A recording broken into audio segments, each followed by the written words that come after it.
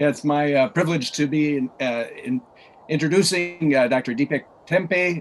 Probably needs no introduction to this audience as outstanding echocardiographer and cardiac anesthesia provider. We look forward to his presentation on diastole and diastolic dysfunction. Can you see my slides and am I audible? Yes. Thank you. Thank you, chairpersons, and good evening to all of you. And thanks to the IACTA and Dr. Murlidhar in particular to give this opportunity to me to be a part of this webinar, which has been going on very well for last 4 days. But Murlidhar, I must say that I missed my Bangalore visit this year. And there is no substitute to the physical presence in Bangalore and enjoying the hospitality in Bangalore. But never mind, it is due to the extraordinary circumstances that we have been forced to hold this workshop in this manner. Now, left ventricular assessment, function assessment, as you know, is synonymous with assessment of the systolic function. And it is recommended that ejection fraction is a mandatory part of all echocardiographic examinations, and justifiably so, because it predicts the outcome very well. It is a good predictor of postoperative morbidity and mortality. However, the assessment is incomplete unless you perform also the diastolic function assessment. So this is what we are going to learn in next few minutes during this presentation. I have nothing to declare. And as you know, heart failure is the leading cause of death, #1 cause of death. And is a well-established risk factor for adverse postoperative outcomes. And the incidence is about 3 to 10% in patients undergoing non-cardiac surgery. And it is much higher, about 46% in patients undergoing cardiac surgery. Remember that about 50% of these are suffering from heart failure with preserved ejection fraction, which is the diastolic dysfunction. As you know that there is a widespread use of TE in cardiac surgery. We have been listening to the various presentations by our juniors highlighting the various case reports where the TE has been found to be extremely useful. However, the current utility regarding the diastolic dysfunction assessment by TE remains poorly defined. And the guidelines have little specific comments to make on diastolic function assessment. And also the reviews written by the experts are controversial regarding whether the assessment of diastolic dysfunction should be a part of the comprehensive echocardiographic examination or not. So with this background, let us define what is diastolic dysfunction. If you fill the ventricle to its normal end diastolic volume, and if there is an abnormal increase in the end diastolic pressure at rest or during exercise, it is labeled as diastolic dysfunction. And the normal cutoff for the filling is 12 millimeters of mercury of PCWP and about 15 millimeters of mercury of the left ventricular end diastolic pressure. If you look at the physiology, there are 4 phases of diastole: isovolumetric relaxation, rapid ventricular filling, diastasis, and atrial contraction. Let's look at them on the pressure volume waveforms as have been shown here. So that's the left ventricular pressure waveform. When the aortic valve closes, you find that the pressure in the LV is still higher than that of the left atrium, and therefore the mitral valve does not open till this period. So that period from there to there is the isovolumetric relaxation phase, during which there is no flow in the left ventricle. And as the mitral valve opens, there is a suction effect in the left ventricle, and there's a rapid filling of the left ventricle during the early part of the diastole, which is followed by elevation in the left ventricular diastolic pressure, thereby causing equalization of the pressure. So you get either reduction in the flow or no flow during this period, which is called as the phase of diastasis, followed by atrial contraction, which again leads to a second phase of ventricular filling, which is seen as the A wave on the echocardiography. Now the diastolic dysfunction progresses through these 4 stages: impaired relaxation, pseudo-normal, and restrictive.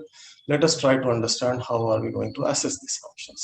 Now, fortunately, the echocardiographic parameters that we use for this assessment of the diastolic function are fairly easy. They are part of our day-to-day routine examination of patients. However, the interpretation is a bit complex, and that will come to at the end of the talk. So the first 2 things that you assess are the mitral valve inflow spectral Doppler and the pulmonary vein flow spectral Doppler. These two are evaluated in tandem, and in isolation they are not as informative as if they are evaluated together. And then you have the tissue Doppler imaging of the mitral annulus, and you have the color M mode and the flow propagation velocity. And then you have some 3D and speckle tracking, which is not really evolved in terms of the assessment of the diastolic function. So I won't be dealing about it much in this presentation. So let's look at the first mitral valve inflow velocity, and that's a diagrammatic representation of what you see on the normal diastolic velocities. That's the E wave. So the things that you need to look at in this waveform is the E wave velocity, the A wave velocity, the mitral valve deceleration time, that is the time taken for the flow rate to come back to zero after the flow has reached its peak. That's the deceleration time. Then if you have the access to the timing of the aortic valve closure, then you can measure the isovolumetric relaxation time, and you can measure the A wave duration. So these are the parameters that you can look at in the mitral valve spectral Doppler. These are the normal values. You may find a bit of variation in these values in different books, but in essence, the E wave velocity is between 160 to definitely less than 200. IVRT is between 70 to 90. E by A ratio is 1 to 2, definitely more than 1. And A wave duration is bigger than the pulmonary vein A wave duration. So these are the normal parameters. In addition, if you look at the various stages in which you evaluate the mitral valve spectral Doppler evaluation, so that's the normal. And when you have the impaired relaxation, you find that the EA ratio is less than 1, and there is an increase in the deceleration time of the A wave. And because at this stage the left atrial pressure has not increased much, and therefore you see this kind of picture. And when there is pseudo normalization, the left atrial pressure goes up, and it again restores the normal early filling of the ventricle, and the normalcy is restored, which is actually pseudo normal. And finally, you have the restrictive phase, where you find that the LV is really non-compliant, and it has become very stiff. So the equalization of the pressures take very quickly. So the deceleration time is reduced, and A wave, because the LV and diastolic pressure is high, and there is not much gradient between the left atrium and the left ventricle, the A wave velocity is also decreased. With the result, the EA ratio is more than 2 in this situation. If you look at the pulmonary venous flow Doppler, you see that there are two systolic waves, S1 and S2, and followed by the diastolic wave and the atrial reversal. Normally, the systolic wave is merged. You can see only one waveform, which is higher or bigger than the diastolic component, and the atrial reversal duration is utilized and compared with the A wave duration of the mitral inflow velocity to understand the diastolic dysfunction. So let's look at some of the normal pictures. So that's the normal filling. You see that the E is more than A, and with normal deceleration time, and S wave on pulmonary venous flow velocity is bigger than the diastolic component. That's the normal. When there is impaired relaxation, you see that the E is less than A, and the deceleration time is increased, and the IVRT is also increased, and the pulmonary vein systolic component is still bigger than the diastolic component because the left atrial pressure has not risen significantly at this point of time. And these are some of the reasons why you see the impaired relaxation in our patients. When the heart pseudo normalizes, that is the left atrial pressure goes up, it starts, again restoring the flow velocities during the early phase, and therefore you get the normalization of the mitral valve flow velocities. And the method to differentiate this from the normal is to look at the pulmonary venous flow velocity. And because the left atrial pressures have gone up, the systolic component gets uptrended. So in presence of the normal filling pattern on mitral flow velocities, if you see the systolic wave uptrendation on pulmonary venous flow velocity, that indicates the pseudo normalization. In restrictive filling, the left atrial pressure really goes very high, and you see that there is a early restoration of the deceleration time is decreased significantly, and IVRT is also decreased significantly, and the EA ratio is more than 2 most of the times, and the pulmonary venous flow systolic flow obtundation is there. At times it could be severely obtunded, as has been shown in this picture. So this is how you assess the diastolic function with the help of the mitral valve inflow velocity and the Doppler velocities. How do we measure the isovolumetric relaxation time? You need to have the transgastric long axis view, which can interrogate the mitral inflow velocity as well as the outflow velocity, and that's the aortic ejection that you see here. And at the end of the systole till the beginning of the inflow velocity into the left ventricle is the isovolumetric relaxation time. So that helps you to measure the isovolumetric relaxation time. This slide summarizes what I have just spoken. So in impaired relaxation, you see that the EA ratio is less than 1. The pulmonary venous systolic component is still more than the pulmonary diastolic component. And in pseudo-normal, you see that the velocities are normalized, but the pulmonary venous systolic flow component is much less than the diastolic component. And in restrictive phase, you find that the pulmonary vein systolic component is severely obtunded, and it is much less than the diastolic component. In addition, you have the early equalization of the pressure, so you get the deceleration time and the IVRT are also significantly decreased. The problem with these measurements is that sometimes you get the mitral valve flow velocities like this, so you do not see the EA waves, and you may find it difficult. Also, in presence of the atrial arrhythmias or tachyarrhythmias, it is not possible to evaluate the diastolic function using these parameters. Therefore, you have to take help of the tissue Doppler velocities, which measures the tissue velocities, and it has the low pass filters to screen out the higher velocities. And this is how it looks like, and you can shorten or narrow down the sector. I have narrowed down the sector on the medial annulus of the mitral annulus here, and this is useful because it improves the frame rate and it improves the resolution and the pictures. And by selecting the pulse wave Doppler, you get the velocity patterns. That's the systolic wave, and you get the two waves, just as you get two waves, diastolic waves in the pulse wave Doppler across the mitral valve inflow, and which are the E prime and A prime. So E prime is more than A prime always, remember, in a normal patient. And in this picture, you can also measure the isovolumetric relaxation time from the end of the ejection till the beginning of the inflow of the mitral valve of the left ventricle. You can measure the isovolumetric relaxation time also. And these are the normal values. The lateral velocity, lateral annulus is more than 10, medial is more than 7 or 8. Some books say it's more than 8. E by E prime ratio is the parameter which is taken help of. Velocity of the mitral inflow on pulse wave Doppler, and tissue Doppler velocity E prime across the annulus. If the ratio is less than 8, it indicates the normal left atrial pressure, and if it is more than 15, it indicates the raised left atrial pressure.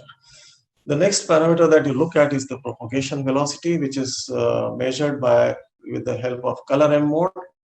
What you need to do is to measure the first aliasing velocity. As there is a suction effect during the diastole into the left ventricle, the blood rapidly progresses into the left ventricle, and the first aliasing velocity is measured. The slope of this velocity is measured till 4 centimeters inside the left ventricular cavity.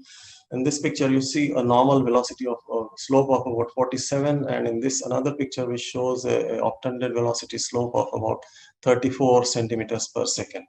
So the normal diastolic propagation velocity is more than 55 in younger patients and more than 45 in elderly patients. So one more parameter that you can measure is the tie index, because in this tie index, if you look at the formula, it is the isovolumetric contraction time plus isovolumetric relaxation time divided by the ejection time.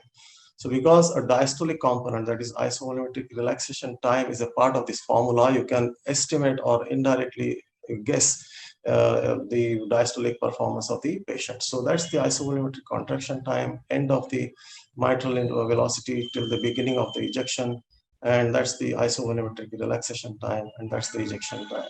So the normal value is less than 0.4 for the left ventricle. Anything more than that is suggestive of the abnormal dysfunction, systolic plus diastolic both. Again, the tissue Doppler is very useful because it can help you to measure the end systolic period, isovolumetric contraction time, and isovolumetric relaxation time, and the ejection time, so that you can measure the tie index with the help of tissue Doppler. So to summarize the various parameters that I have used, look at the tissue Doppler velocities, that the E prime is in a normal patient is always bigger than the A prime. And it is always octanded in all the phases of the diastolic dysfunction, as compared to the mitral flow velocity, which is octanded in phase grade 1, and it can change it's a volume dependent kind of parameter, and therefore you rely more on the tissue Doppler evaluation, and you look at the E prime velocity in these patients.